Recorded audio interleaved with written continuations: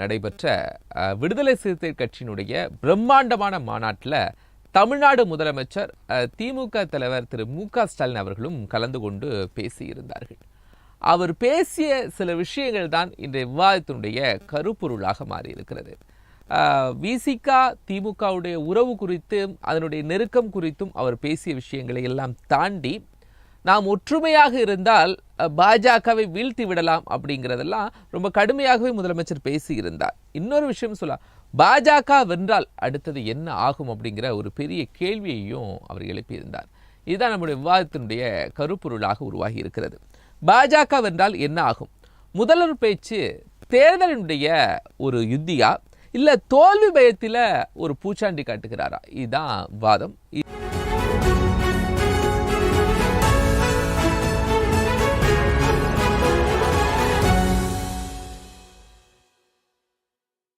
சார்ந்து பேசுவதற்காக இரண்டு கருத்துரையாளர்கள் நம்மோடு இணைந்திருக்கிறாங்க. விடுதலை சிறுத்தைகள் கட்சியிலிருந்து திரு து.க. பகலவன் மற்றும் அரசியல் விமர்சகர் ரஞ்சித், இருவரையும் வரவேற்கிறேன். நான் முதலாவதா பகலவன் விவாதத்தை துவங்குறேன். பகலவன் சார், நேற்று உண்மையாகவே தமிழகத்தில் ஒரு பிரம்மாண்டமான மாநாட்டை விடுதலை சிறுத்தைகள் திருமாவளவன் தலைமையில் அமைச்சிருந்தாங்க. நிறைய தலைவர்கள் பேசியிருந்தார்கள். முதலமைச்சருடைய பேச்சை எப்படி பார்க்குறீங்க? முதலில் உங்கள் வாயிலாக இந்த உரைக்கல் நிகழ்ச்சி மூலமாக எங்கள் வெல்லும் ஜனநாயக மாநாட்டில் முடிந்து முதல் இன்டர்வியூக்கு என்னை அழைத்ததற்கு என் நெஞ்சம் நிறைந்த நன்றி. இன்னும் சொல்லப்போனால் லட்சக்கணக்கான மக்கள் திரண்டிருந்தார்கள். அவர்களுக்கு இந்த நேரத்தில் உங்கள் மூலமாக நான் நன்றி தெரிவிச்சுக்கிறேன். மாண்புமிகு முதலமைச்சர் அவர்கள் மிக தெளிவாக மிக சிறப்பாக எங்களுடைய மாநாட்டில் வெல்லும் ஜனநாயக மாநாட்டில் சிறப்பாக உரையாற்றியிருந்தார்கள். அதிலும் வெல்லும் ஜனநாயகம்ன்றது எங்களுடைய தலைப்பே. வெல்லும் ஜனநாயகம், ஜனநாயகம் இங்கே தோல்வியிட்டு கிடக்கிறது, அது வெல்ல வேண்டும் என்பது தான் அதனுடைய தலைப்பே. உங்களுக்கு நல்ல பதிலை சொல்லியிருக்கும். அந்த அடிப்படையில் தான் இன்றைக்கு ஜனநாயகம் இங்கே செத்து கிடக்கிறது, 10 ஆண்டுகளாக செத்து வடிந்து கிடக்கிறது மோடி அரசால், பாஜக அரசால் என்பதன் விளைவுதான் வெல்லும் ஜனநாயகம் என்ற தலைப்பே எங்களுடைய மாநாட்டு தலைப்பாக அப்படி இருக்குது. இதுக்கு முன்பு பார்த்திங்கன்னா நாங்கள் தேசம் காப்போம் அப்படின்னு 2009 தேசம் காப்போம் என்று மாநாடும் நடத்தியிருக்கிறோம், பேரணியும் நடத்தியிருக்கிறோம். இந்த தேசத்தை காப்பாற்ற வேண்டும். ஏனென்றால் இந்த உழைக்கப்படுகிற மக்கள், உழைத்து கிடக்கிற மக்கள், வறுமை விளிம்பு நிலையில் இருக்கிற மக்கள் பாஜக அரசு பிறகு இங்கே மிகவும் பின்தங்கிய நிலையில் இருக்கிறார்கள், வறுமைக்கு தள்ளப்பட்டிருக்கிறார்கள். படித்த இளைஞர்களுக்கு வேலைவாய்ப்பு திண்டாட்டம், இப்படி பல்வேறு செய்திகள் அது உள்ளடங்கி இருக்கிறது. அதனால் தேசம் காப்போம் என்று சொல்லியிருந்தோம். இப்பொழுது வெல்லும் ஜனநாயகம், தேர்தல் வருகிறது. இந்த தேர்தலை ஒட்டி வெல்லும் ஜனநாயகம், இந்த ஜனநாயகத்தை நாம் வென்றெடுக்க வேண்டும். தேசம் காப்போம் அப்படின்னு ஒரு மாநாடு. உண்மையாகவே விடுதலை சிறுத்தைகள் 2 உறுப்பினர்களோடு நாடாளுமன்றத்துக்கு சென்றிருந்தார்கள். இன்னும் சொல்ல போனால் 38 இடங்களில் திமுக கூட்டணி வெற்றி பெற்றிருந்தார்கள். அப்பவும் தேசத்தை காக்கப்பட்டு தான். இந்த 5 ஆண்டுகளில் தமிழ்நாடு முழுவதும் 38 உறுப்பினர்கள் திமுக விடுதலை சிறுத்தைகள் கூட்டணிக்கு இருந்த பிறகும் ஏன் எதையும் மாற்ற முடியலை? இனிதான் மாற்ற போறீங்களா? இல்லை, நல்ல கேள்வி.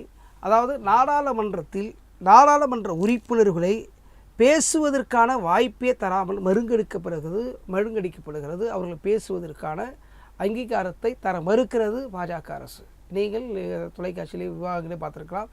இப்போது சமீபத்தில் கிட்டத்தட்ட 148 பேரை வெளியேற்றம் செய்திருக்கிறார்கள். யாரையும் பேச விடாமல் அவர்களாக பெரும்பான்மை என்ற அடிப்படையில் அவர்களாக ஒரு தீர்மானத்தை கொண்டு வந்து அதை சட்ட திருத்தமாக மாற்றி இன்றைக்கு பல தீர்மானங்களை நிறைவேற்றியிருக்கிறாங்க. அப்போது இங்கு இருக்கிற சூழ்நிலையை நாடாளுமன்றத்தில் பேசுவதற்கான வாய்ப்பை தரவில்லை. அங்கே தான் ஜனநாயகம் மறுக்கப்படுகிறது என்று சொல்லி விடுதலை சிறுத்தைகள் சொல்கிறோம், கூட்டணி கட்சிகளும் சொல்கிறோம். இங்கே ஜனநாயகத்தை பற்றி 2019 நாங்கள் நீட்ல விலக்கு கொண்டு வந்துடுவோம், எங்களுக்கு வாக்களிங்க எல்லாம் சொல்லி தான் நாடாளுமன்றத்திற்கும் சென்றார்கள். அதே நேரத்தில் சட்டமன்றத்திலும் திமுக விசிக கூட்டணி மிகப்பெரிய வெற்றி பெற்றது. எங்கேயுமே சாதிக்க முடியவில்லை. இனி வரக்கூடிய தேர்தலில் சாதிப்பது நியாயப்படும். அதுதான் நீங்க உண்மையே நல்ல கேள்வி கேட்குறீங்க. அதாவது சட்டப்பேரவையில் நீட்டுத் தேர்வு ரத்து செய்வோம் என்று தீர்மானத்தை நிறைவேற்றி நம்முடைய ஆளுநர் RN ரவி அவர்களுக்கு கடிதத்தை கொடுக்கிறோம். ஆனால் அந்த கடிதத்தை சேர்க்க வேண்டிய ஆளுநர் குப்பை கிடங்கில் போடுகிறார். அப்போது ஆளுநருக்கு நமக்கு முரண்பாடு வருது. இப்போது இங்கே இருக்க தமிழ்நாட்டினுடைய மக்களுடைய நிலையை உணர்ந்து தான் சட்டப்பேரவை தீர்மானம் அனைத்து சட்டமன்ற உறுப்பினர்களும் சேர்ந்து தான் ஒரு தீர்மானத்தை கொண்டு போய் ஆளுநர்கிட்ட சேர்க்குறோம். ஆனால் ஆளுநர் எங்கே சேர்க்க வேண்டுமோ அங்கே சேர்க்கவில்லை. அதேபோல் நாடாளுமன்றத்தில் பேச வேண்டும், அனுமதி வேண்டும் என்று பேசினாலும் பேசுவதற்கு வாய்ப்பு இல்லை. அப்போது மக்களுடைய குரவலையை அழுத்துகிறது யார்? சரி, இப்போ அந்த பில்லு ஜனாதிபதிகிட்ட இருக்கு, இனியும் அவங்ககிட்ட தான் இருக்க போகுது. இனி வாக்களிக்கும் போது என்ன மாற்றம் வந்துட போகுது? அதுதான் இப்போ இதுதான் ஜனநாயக வெல்லும் அப்படின்னு சொல்றேன். இந்த முறை ஜனநாயகத்தை நம்பி, மக்களை நம்பி, மக்களுடைய அடிப்படை வசதிகளை நம்ம தீர்மானமாக நிறைவேற்ற வேண்டும் என்று சொன்னால் பாஜக அரசை வீழ்த்த வேண்டும், பாஜக அரசை வெளியேற்ற வேண்டும், பாஜக அரசை எதிர்கொள்ள வேண்டும். அதற்கான முன்னோட்டமாகத்தான் இந்தியா கூட்டணி அமைந்திருக்கிறது. இந்தியா கூட்டணி வெற்றி பெற்றால், காங்கிரஸ் தலைமையிலான ஆட்சி அங்கே அதிகாரத்தில் வந்தால் இத்தனை தீர்வுகான விடையும் கிடைத்துவிடும் என்ற அந்த அடிப்படையில் தான் வெல்லும் ஜனநாயகத்தை நாங்கள் முன்னெடுத்திருக்கிறோம். அதன் அடிப்படையில் தான் இன்றைக்கு நம்முடைய மாண்புமிகு முதலமைச்சர் அவர்கள், இப்போது புரட்சியர் அம்பேத்கர் அவர்களும் பெரியார் அவர்களும் எப்படி ஒன்று சேர்ந்து இருந்தார்கள், ஒத்தை கருத்தோடு இருந்தார்களோ, அதுபோல் கூட்டணி கட்சி சார்ந்தவர்களும் நாம் என்றைக்கும் ஒற்றுமையாக இருக்க வேண்டும். நமக்கு இங்கே கொள்கை தேவைப்படுகிறது, மக்களுடைய நிலைப்பாடு தேவைப்படுகிறது. அப்போ நாம் சிதைந்து விடாமல் ஒற்றுமையாக நின்று வென்று காட்டினால் மக்களுக்கு பயனடைவார்கள் என்ற பொருளில் கடந்த 10 ஆண்டுகளாக உங்களுக்கு தான் சார் வாக்களித்துக் கொண்டே இருக்கிறாங்க. மேலே வந்து பாருங்க சார், அதுதான் உங்களுக்கு திரும்ப திரும்ப அதே தான் சொல்ல வேண்டிய ஆயிரும். நாங்கள் ஏற்றுக்கிற தீர்மானத்தை ஆளுநர்கிட்ட நாங்கள் தந்தாகணும்.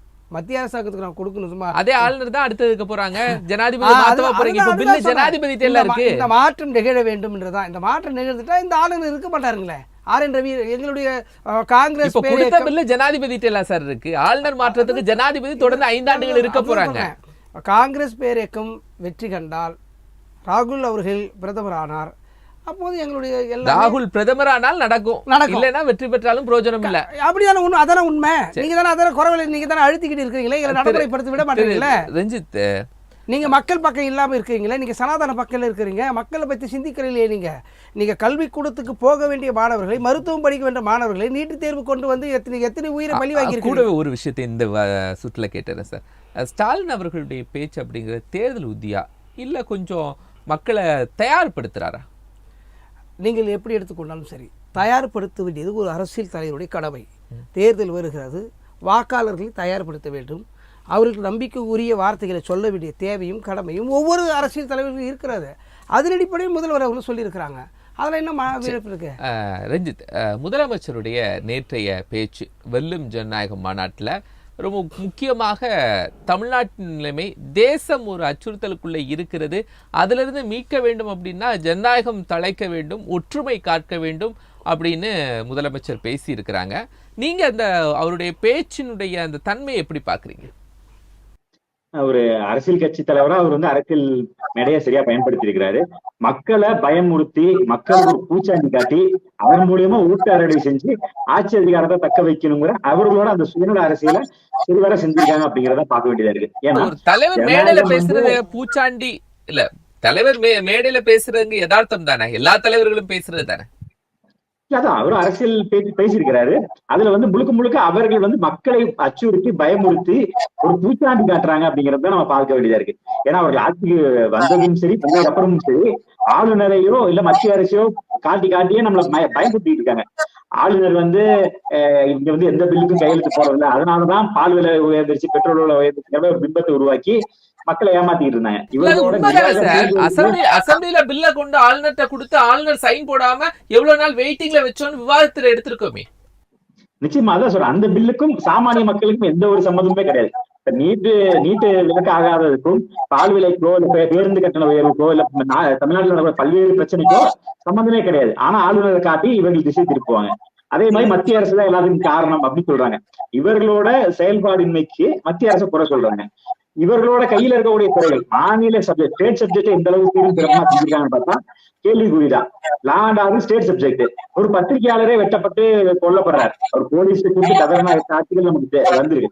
அப்ப லா அண்ட் ஆர்டர் எந்த அளவுக்கு இருக்குது, அப்ப போலீஸ் மேல எந்த அளவுக்கு பயம் இருக்குன்னா பயமே இல்ல, நடவடிக்கை எடுக்க மாட்டாங்க, வேகவேல் போன்று கண்டுக்காம இருப்பாங்க. அப்படிங்கறதுனாலதான் இன்னைக்கு வந்து ரவுடிகளும் இந்த மாதிரி குண்டர்களும் வந்து ஒரு பத்திரிகையாளர் தாக்குற நிலைமைகள். அப்ப தங்களோட தங்கள் கட்டுப்பாட்டுல இருக்கக்கூடிய அந்த ஸ்டேட் சப்ஜெக்ட்லயே இவர்களால தெளிவாக செய்ய முடியாதனால இவர்கள் மத்திய அரசுல இருக்கக்கூடிய சான்சலர் பதவி பறிக்கிறதா இருக்கட்டும், இல்ல எஜுகேஷன் வந்து ஆனா எல்லாத்துலயும் நடவடிக்கை தனியாக எடுத்திருக்காங்களே சார். இப்போ நீங்க சொன்ன பத்திரிக்கையாளர் தாக்கப்பட்டதா இருக்கட்டும், எங்க வெயிலா இருக்கட்டும், அதுக்கு ஒரு குழு போட்டிருக்காங்க, விசாரணை போயிட்டு இருக்கு. அந்த தகவலை முதலமைச்சரே சொல்றாரு. அதிகாரியை உடனே சஸ்பெண்ட் பண்ணிருக்காங்களே.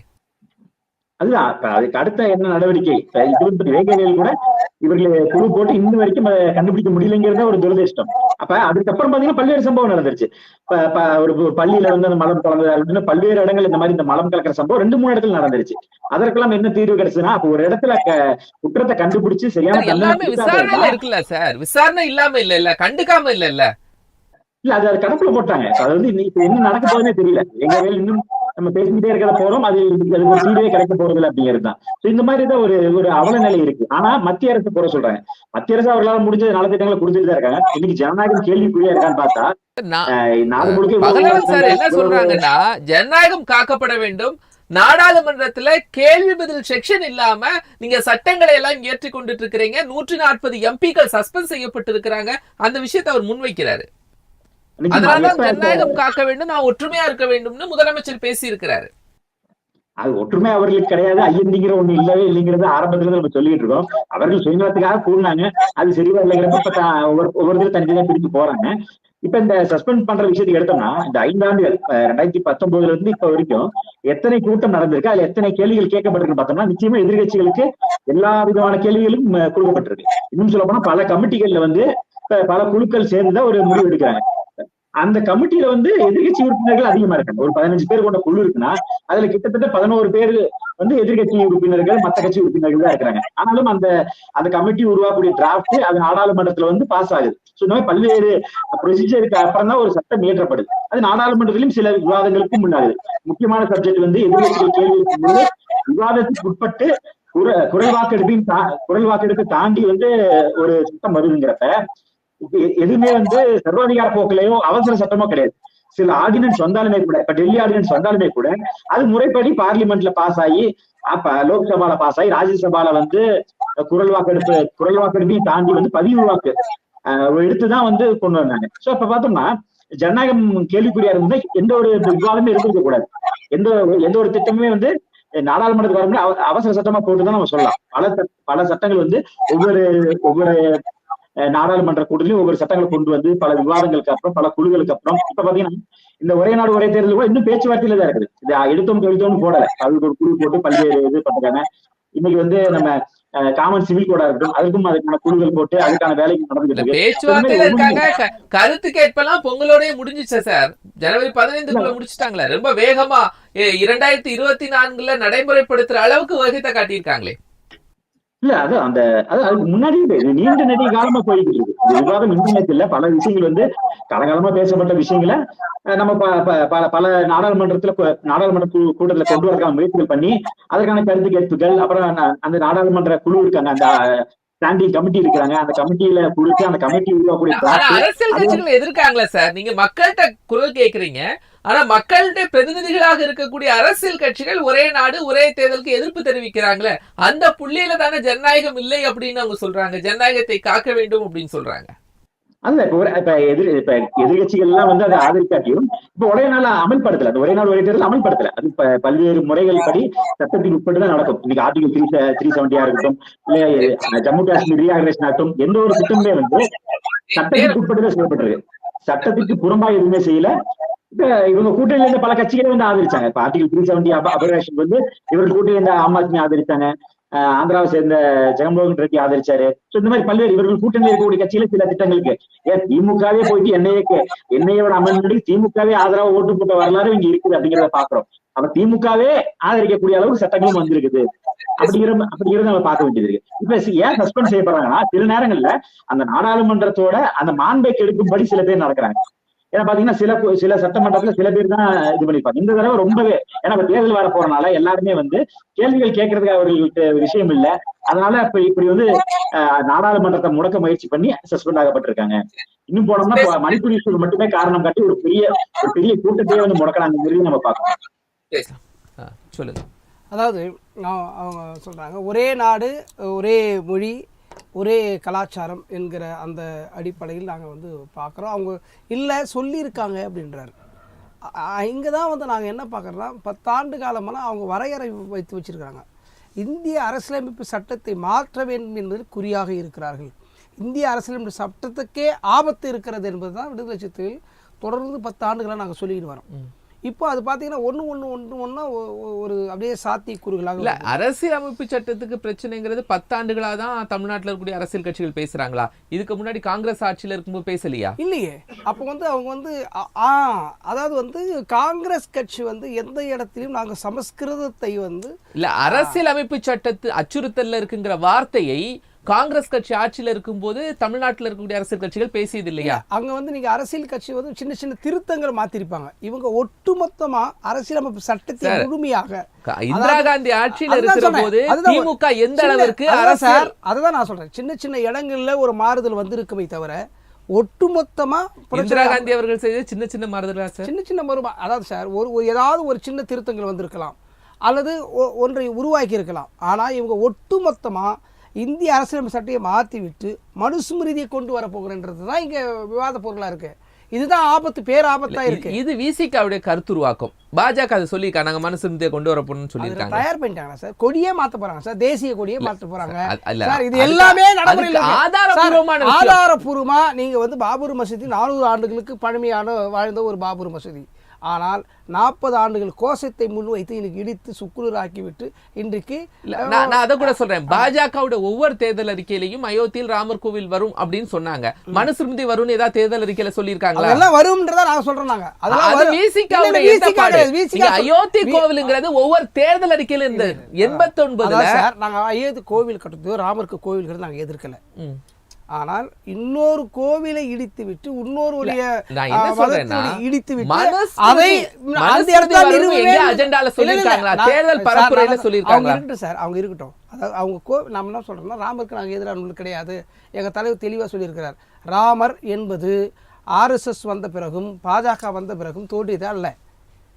இங்கே இருக்கிற மக்கள் மத்தியில் ராமர் என்பவர் பெருவாரியாக எல்லா மனதிலும் இருக்கக்கூடியவர். எங்கள் தந்தையின் பெயர் கூட ராமசாமி, பெரியார் அவர்களின் பெயர் கூட ராமசாமி என்று எங்கள் தலைவர் தெளிவாக சொல்லியிருக்கிறார். புரட்சியர் அம்பேத்கருடைய அண்ணன் பெயர் வந்து ராமதராவுன்னு சொல்லி எல்லாத்தையும் தெளிவாக சொல்லியிருக்கார். ஆனால் இது வந்து RSS வந்த பிறகோ அல்லது பாஜக வந்த பிறகோ இல்லை.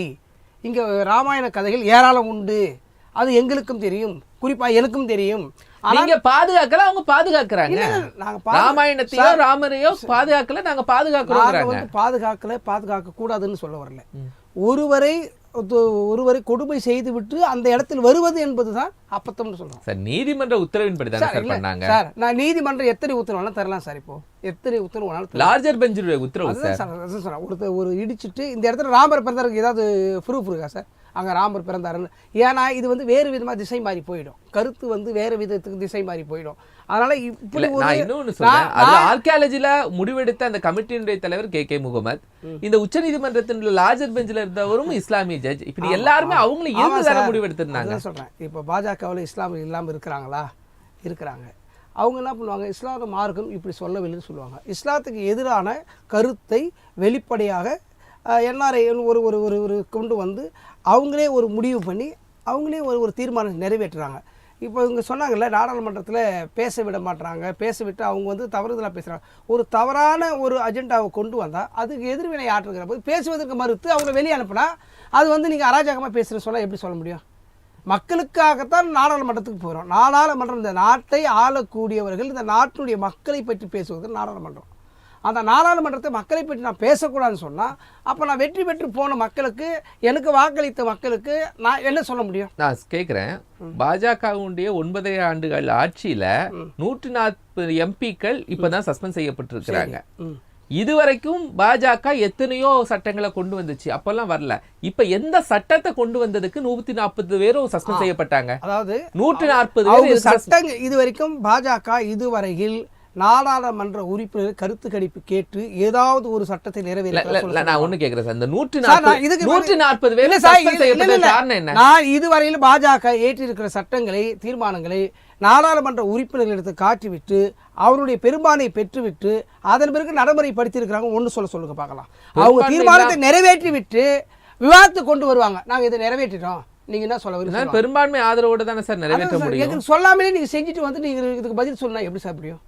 உங்களுக்கு எதுவுமே அப்பெல்லாம் வெளிநடப்பு செய்யலையே சார், அப்பெல்லாம் சஸ்பெண்ட் செய்யப்படலையே சார், இப்போ ஏன் சஸ்பெண்ட் செய்யப்பட்டாரு? அதுதான் எங்க தலைவர் ஒரு சொல்லியிருப்பார், வலியவனை கண்டால் வலிந்து கொடுக்கும், எளியவனை கண்டால் ஏறி மிதிக்கும் சொல்லிட்டு.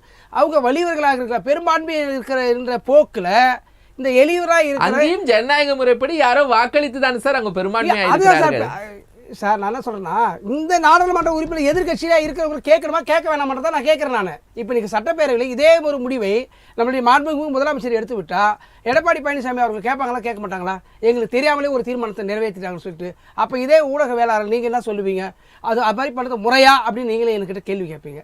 இதைத்தான் நாங்களும் கேட்குறோம். இது ஒரு ஏதோ ஒரு நீங்கள் தீர்மானத்தை நிறைவேற்றீங்கன்னா இந்த நாடாளுமன்ற உறுப்பினர்களை கேளுங்கன்னு சொல்றேன். எந்த தீர்மானம் கொண்டு வந்தாலும் மக்கள் மன்றத்துல அங்க வைத்து அங்க பெரும்பான்மை வராமல் அங்க நடைமுறை கொண்டு வர முடியாது சார். நியாயமா பேச இல்லனா நீதிமன்றம் கேள்வி கேட்கும் சார்.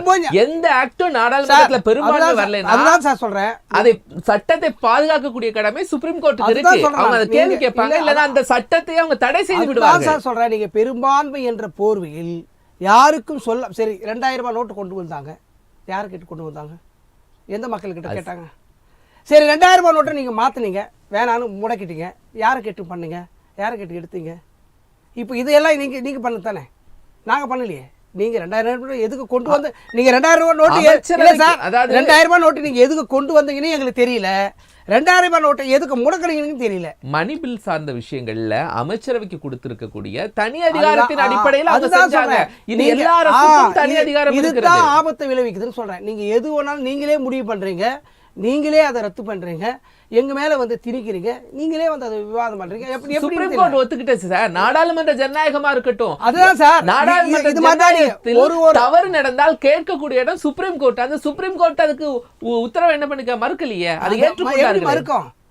மறுக்கும் எப்படி மறுக்கும்? நீதிமன்றமே இன்னைக்கு 10 ஆண்டு காலத்துக்கு பிறகு நீதிமன்றனுடைய செயல்களே ஒவ்வொன்றும் சந்தேகத்துக்குரியதாக மாறிக்கொண்டே இருக்கிறது. நீதி அரசர்கள் மீதும் நீதிமன்றத்தின் மீதும் மக்களுக்கு வந்து மிகப்பெரிய கவலை வந்துருச்சு. கவலை வந்து நீங்க எடுத்து சொல்லுங்க. 2G வழக்குல விடுவிக்கப்பட்டால் நீதி வென்று விட்டது அப்படின்னு சொல்றதும், இந்த மாதிரி விஷயத்துல நீதிமன்றம் சரியில்லைன்னு சொல்றதும் எப்படி சார்? அதாவது 2G வழக்குன்றது ஒரு தனி நபர் சம்பந்தப்பட்டது இல்ல. அப்ப இதே கட்சிகள்லாம் நீதி வென்று விட்டது சார். 2000 ரூபாய் நோட்டு வந்து தனி நபர் விஷயமா? பொதுவான மக்கள் புழக்கத்தில் இருக்க வேண்டியது. ஒரு குறிப்பிட்ட நபர் ஊழல் சேர்ந்து விட்டாரு, அவர் மேல வழக்கு போடுறீங்க, நீங்க அவருக்கான அவர் பதில் சொல்றாரு, அதுல அவர் வெற்றி பெறாரு, அதுல நீங்க தோல்வி பெறீங்க, அது தனிப்பட்ட ஒரு விவகாரம். ஆனா 2000 ரூபாய் நோட்டு இருந்தா நாட்டு மக்கள் பயன்படுத்துவாங்க சார். நான் அதுக்குள்ள போயிடுறேன். முதலமைச்சர் இப்ப பேசுறாரு, கடந்த முறையும் எம்பிஸ் அவங்களுக்கு தான் கொடுத்துருக்காங்க, நிறைய ராஜ்யசபா எம்பிஸ் இருக்காங்க, அசம்பிளியில் வந்த பிறகும் எல்லாம் பண்ணியிருக்கிறாங்க. இவ்வளவு மக்கள் கொடுத்த பிறகும் அவர்கிட்ட ஏதோ ஒரு பயம், அடுத்த தேர்தலில் மக்கள் நமக்கு வாக்களிக்க தவறி விடுவார்களோ அப்படிங்கிற அச்சம் இருக்கா? இல்ல ஆட்சியினுடைய செயல்பாடுகள்ல அவருக்கு நம்பிக்கை குறைபாடா இருக்கா? யாருடைய ஆட்சியில? முதலமைச்சருடைய ஆட்சியில. இல்ல அவருடைய பேச்சினுடைய தன்மை அப்படிதான் தெரியல. இல்ல அவர் என்ன சொல்றாரு சொன்னா, இங்க ஒன்றியத்தை ஆண்டு கொண்டிருக்கிற பாஜக அரசாங்கம் நம்மை ஒட்டி இருக்கிற மாநிலங்களில் குதிரை பேரம் பேசி அந்த ஆட்சியை கவுத்து இருக்கிறது பாஜக அரசு.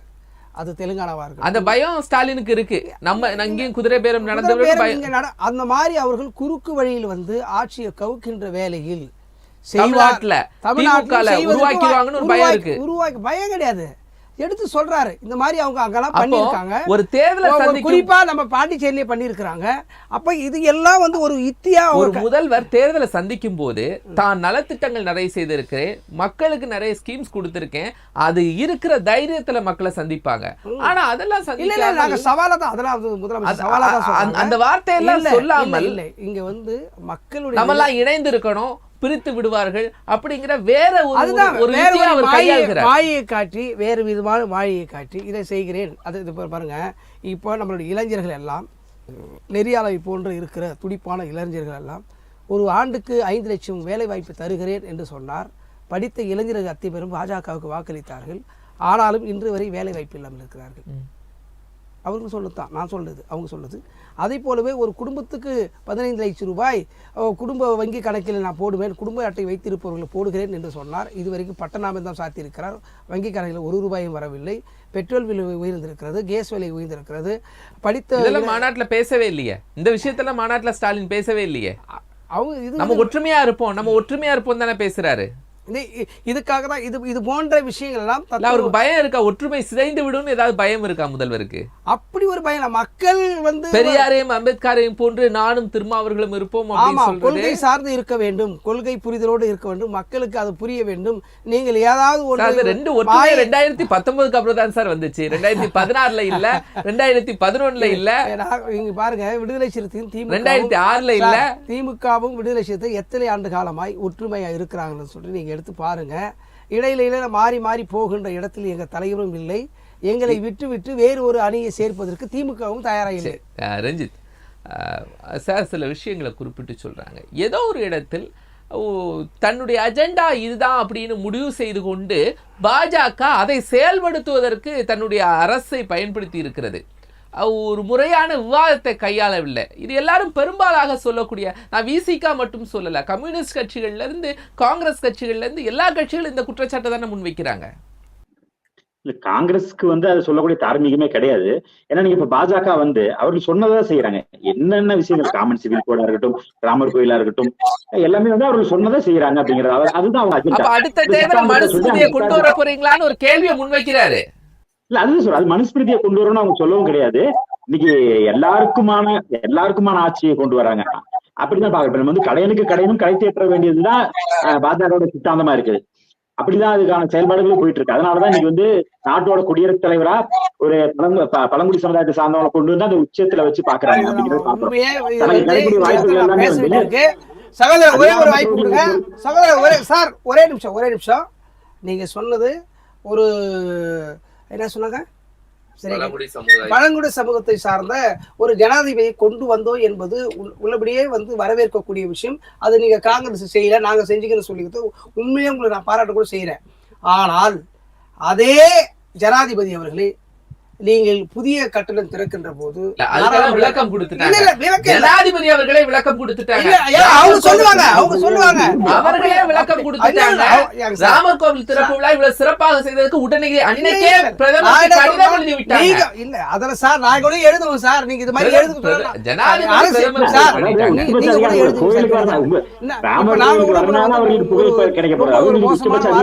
சாரி சொல்லிட்டா சரியா அவங்க சாரி சொல்ல சார் பாராட்டி இந்த அளவுக்கு ஒரு ஆட்சி நடத்துறாங்க. நீங்க எதுக்கு குடியரசுத் தலைவர் மாற்றி விட்டு எதுக்கு வைக்கல? அவங்க வருத்தப்படல, அவங்க இன்னொன்னு பிரைஸ் பண்றாங்க, மோடி பிரைஸ் பண்றாங்க. அது அன்னைக்கே அந்த விவாதம் உருவாக்கல. இன்னைக்கு ராமர் கோவிலுக்குள்ள மோடி அவர்களே போக கூடாதுன்னு சொல்லி சங்க பரிவார்கள் எத்தனை பேர் தனி விவாதத்துக்குள்ள போகுது. பேசுங்க. இல்ல, அதாவது இவர் சொன்னாரு 2G தனிப்பட்ட விஷயம்னு சொன்னாரு. உள்ளபடி 2G தான் பொதுமக்களை பாதிக்கக்கூடிய விஷயம்.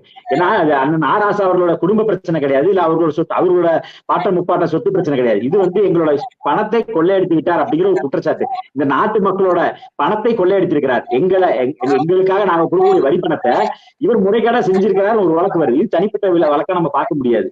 இப்ப கோயிலுக்குள்ள போறதும் போகாது அவர்களோட தனிப்பட்ட பிரச்சனை, அதை நம்ம தலையிட தேவையில்லை. இப்ப இவங்களுக்கு திரௌபதி முர்மு அவர்கள் வரதும் வராது அவங்களோட தனிப்பட்ட விருப்பம், அதுல நம்ம தலையிட தேவையில்லை. ஆனா அழைக்கவே இல்ல, முறையா அழைக்கல அப்படிங்கிறாங்க. நீங்க கூப்பிடவே இல்லைன்னு சொல்றீங்க. ராமர் இப்ப அந்த பழங்குடி சமுதாயத்துக்கு கிடைக்க வேண்டிய அதிகாரம் கோயிலுக்குள்ள போறதை விட உச்சபட்ச அதிகாரத்துல உட்கார்ந்துருக்காங்க அப்படிங்கறத நம்ம பாக்குறோம். நமக்கு கோயிலை தாண்டி இன்னைக்கு ஆட்சி அதிகாரத்துல அங்க போய்க்கிறோமா, அதுதான் நமக்கு தீர்மானம் முறைப்படியா வரல அப்படிங்கிற ஒரு ஆதங்கத்தை அவர் முன்வைக்கிறாரு. அதுதான் அது ஓகே, அது அவர் சொல்றாரு, அவர் ஆதங்கப்படுறாரு. ஆனா அதையும் தாண்டி இன்னைக்கு அவங்க அந்த கோயிலுக்கு வரனால பெரிய ஒரு மாற்றம் ஏற்பட போறது இல்லை. ஆனா நம்ம என்ன எதிர்பார்க்கறோம்னா ஆட்சி அதிகாரத்துலதான் வேணும். இங்க இருக்கக்கூடிய இந்த முற்போக்கு பேசக்கூடிய எல்லாருமே இந்த கோயிலை தான் பத்தி பேசுறாங்களே தவிர ஆட்சி அதிகாரத்துக்கு வரணுங்கிறத பத்தி பேசல. ஒரு சாமானியர்கள் அதிகாரமற்றவர்கள் ஆட்சி அதிகாரத்துக்கு அதிகாரத்தை கைப்பற்றணும், அதை வைத்து மக்களுக்கு ஏதாவது செய்யணுங்கிறத பத்தி யாருமே கொண்டு போறது இல்லை. இந்த மாதிரி இந்த கோயில் பிரச்சனை மட்டுமே கையில் எடுக்கிறாங்க. இப்ப நம்ம சொன்ன மாதிரி இப்ப திமுக மு.க. ஸ்டாலின் அவர்களுக்கு என்ன பிரச்சனைனா, நாடு முழுக்க கூட்டணி கட்சிகள் சிதைஞ்சு போகுது, அங்கங்க அவங்க தனித்தனியா போறாங்க.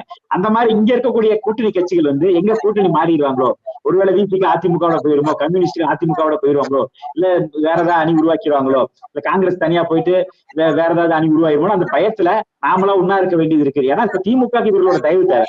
இவர்களுக்கு இருக்கக்கூடிய அந்த சிறிய வாக்கு வங்கியை சேர்த்தாதான் திமுக தேவை அப்படிங்கிறீங்க இந்த தேர்தல்ல.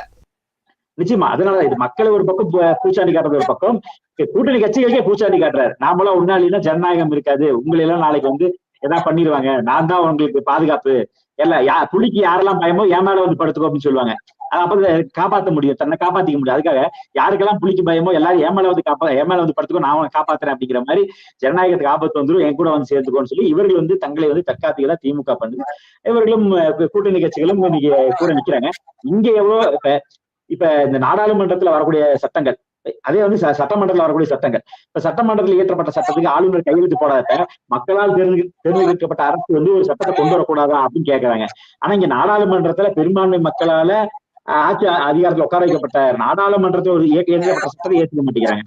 இப்ப நீட் வந்து மத்திய அரசு கொண்டு வரதான், அதை அவர்கள் ஏத்துக்க தயாரா இல்ல. இப்ப மக்களால் தேர்ந்தெடுக்கப்பட்ட ஒரு அரசு, பெரும்பான்மையான ஒரு அரசு, அவர்கள் கொண்டு வர சட்டத்தை ஏத்துக்க மாட்டேங்கிறோம் அப்படிங்கிறோம். அப்ப இங்க வந்து இவர்கள் கொண்டு வர சட்டத்தை ஆளுநர் ஏன் ஏத்துக்கணுங்கிறது இல்லையா? அதுல தவறு இருந்தா அவர் ஏத்துக்க முடியாது, கையெழுத்து போட முடியாதுன்னு சொல்றது அவரோட தார்மீகம் தானே. ஆனா அதே இதெல்லாம் தான் நெருக்கடி அப்படிங்கிறாங்க. இதெல்லாம் தான் நெருக்கடி. இதுல இருந்து மாற்றம் வர்றதுக்கு மத்தியில காங்கிரஸ் வந்தாச்சுன்னா இந்த மாதிரியான பிரச்சனைகள் எல்லாம் இருக்காது, மத்தியில ஐஎன்டிஏ கூட்டணி வந்தா இந்த மாதிரியான பிரச்சனைகள் இருக்காது, நம்ம இணைந்து செயல்படுவோம், ஒற்றுமையா இருக்கோம்னு அதுதான் அவங்க அழுத்தம் கொடுக்குறாங்க. எங்களுக்கு நடைமுறைப்படுத்துறது ஆளுநர் சிக்கலா இருக்கிறாருன்னு. இல்ல காங்கிரஸ் வந்தா இப்ப இவங்க வந்து குறைஞ்சபட்ச செயல் திட்டம் இத்தனை மாதங்கள் வந்து கூடினாங்க, எத்தனையோ ஊர்களில் போய் போட்டோ ஷூட் எல்லாம் பண்ணாங்க, டீ காஃபி எல்லாம் சாப்பிட்டாங்க. ஆனா இன்ன வரைக்கும் காமன் மினிமம் ப்ரோக்ராம் போட முடியல. அதுல இப்ப இவர் ராகுல் காந்தி நாங்க வந்தா நீட்டுக்கு வந்து விலக்கு கொடுப்போம் சொல்லி இருக்கிறாரு, செய்வாங்களாங்கிறது கேள்விக்குறி. ஆனா சொல்லியிருக்காருன்னு கூட வச்சுக்கோமே. இந்த கவர்னர் பிரச்சனைக்கு ஏதாவது ஒரு தீர்வு கண்டுருக்காங்க. இத்தனை ஆண்டு காலம் காங்கிரஸ் வந்து கவர்னர்களை வைத்து எப்படி மாநிலங்களை வந்து ஆட்டு வச்சதோ அதை இனிமேல் செய்ய மாட்டோம்னு ஒரு வாக்குறுதி கொடுப்பாங்களா? ஆளுநர் பதவியை அபாலிஷ் பண்ணிடுறோம்னு ஏதாவது வாக்குறுதி கொடுக்க முடியுமா?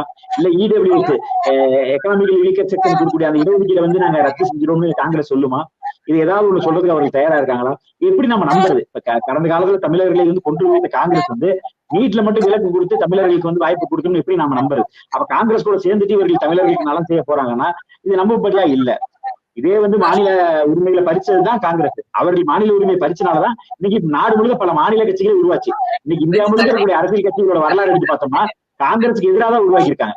காங்கிரஸை பிரிக்காமதான் திமுகவே. இன்னைக்கு திமுகவோட வரலாறு என்ன? திமுக ஏன் உருவாக்கப்பட்டதுன்னா காங்கிரஸை அகற்றுறதா. அவர்கள் வந்து பாஜகவுக்கு எதிராகவோ இந்துத்துவாக்கு எதிராகவோ இல்ல, காங்கிரஸை அகற்றுவது எங்களோட நோக்கம் முடிச்சுன்னா திமுகவே ஆட்சி வந்தாங்க.